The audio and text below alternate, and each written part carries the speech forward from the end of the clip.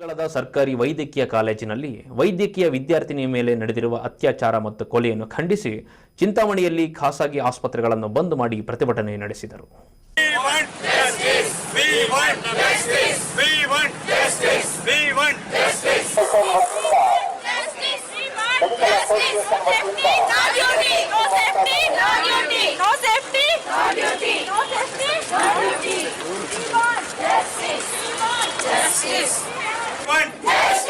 ಪಶ್ಚಿಮ ಬಂಗಾಳದಲ್ಲಿ ನಡೆದ ಹೇಯ ಕೃತ್ಯವನ್ನ ಖಂಡಿಸಿ ತಾಲೂಕು ಐಎಂಎ ವತಿಯಿಂದ ಪ್ರತಿಭಟನೆ ನಡೆಸಲಾಯಿತು.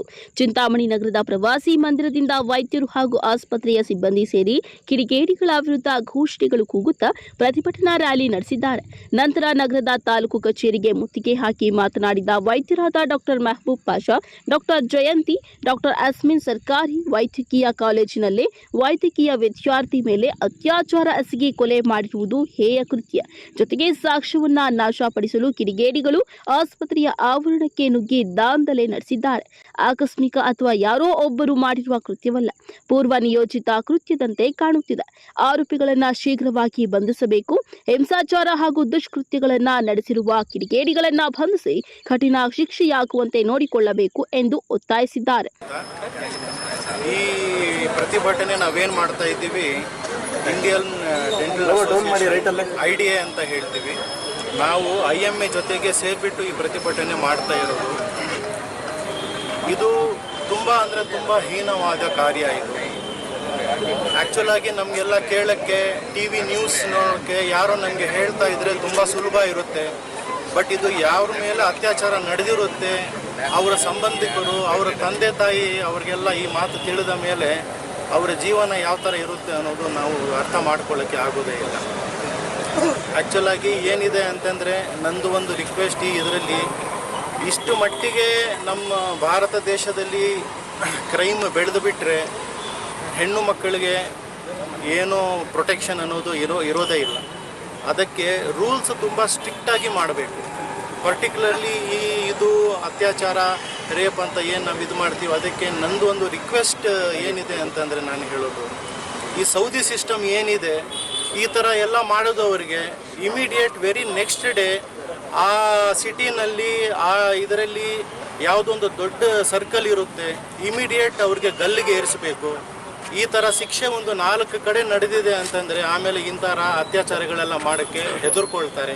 ಈ ಸಿಸ್ಟಮ್ ಯಾವಾಗವರೆಗೂ ಬರಲ್ಲ, ಅಷ್ಟುವರೆಗೂ ಈ ಇಡಿಯಟ್ಸ್ನ ನಾವು ಈ ಕಾರ್ಯಗಳೆಲ್ಲ ಮಾಡೋಕ್ಕೆ ನಾವು ಸ್ಟಾಪ್ ಮಾಡೋದು ತುಂಬ ಕಷ್ಟ ಆಗುತ್ತೆ.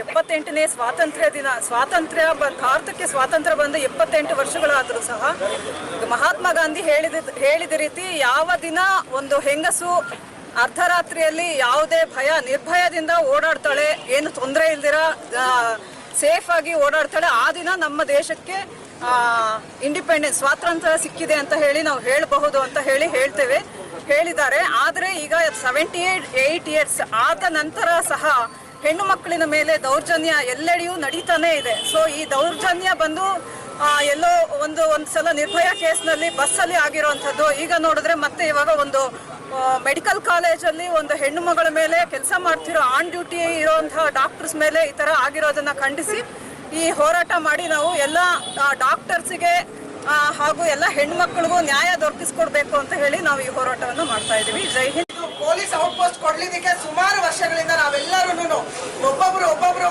ಆಡಳಿತಾಧಿಕಾರಿಗಳು ಬಂದಾಗೆಲ್ಲೂ ಪೊಲೀಸ್ ವರಿಷ್ಠರಿಗೆ ನಾವು ಲೆಟರ್ಗಳನ್ನ ಬರ್ದಿದ್ದೀವಿ. ಆದ್ರೂ ಪೊಲೀಸ್ ಔಟ್ ಪೋಸ್ಟ್ ಆಗೇ ಇಲ್ಲ.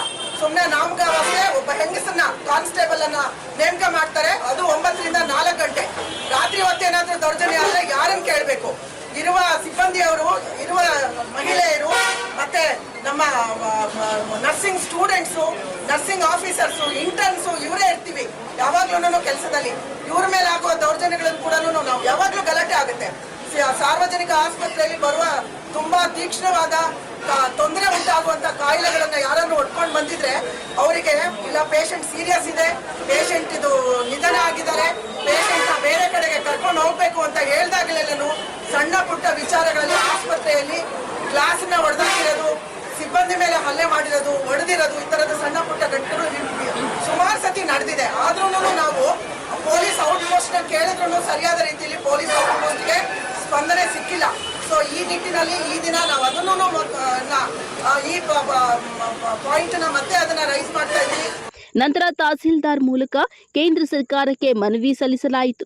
ಪ್ರತಿಭಟನೆಯಲ್ಲಿ doctor Aftab Baig, doctor Asadullah Baig, doctor Yellappa Gowda, doctor Vanireddy, doctor Muni Venkatareddy ಸೇರಿದಂತೆ ಮತ್ತಿತರರು ಭಾಗವಹಿಸಿದರು.